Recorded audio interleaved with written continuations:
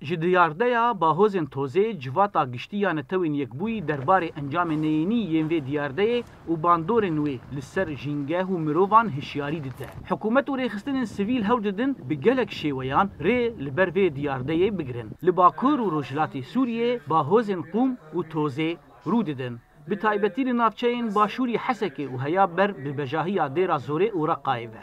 مساحات ام بيجن مساحات يعني خضراء كسكاي كيم بويه بيتر آلية قبلية يعني حسكي آلية ديريت يعني أبا هوزانا وتيم آلية باجاري حسكي حتى خط العشرة ام بيجن باجارين قامشلو ويعني ايه وكيدنجي لگوری پسپوران لسالên şerê navxweyî Sûrî de rûbarê zûhayê berfireh bûye û bi guhertina geş û hewayê ev diyar de zêde dibe.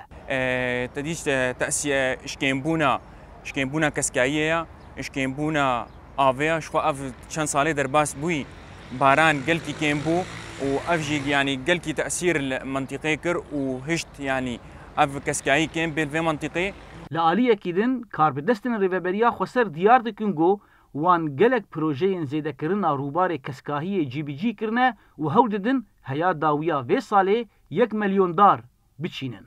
قمنا بزراعة ما جي 3 سالان و ورده gelek projeyên çandina dar û daristana pêk anîne. Weke kemberên kesk derdora bajaran, veguhertina qadên çopê bo qadên keskahiyê, her wiha mehejmarek ştilgeh li bajar û navçeyên herêma Cezîrê ava kirin. Ji bo zêdekirina armanca me ku bi dawiya vê salê 1 milyon dar biçînin. Deverên Navêrast û Rojhilatê Sûriyê got berdewamiya Çolistana Iraq û Urdunê ye deverên herî zûhane got di encam de ew navçe deverên herî zêde got li rastî bahozên Qûm û tozê tên.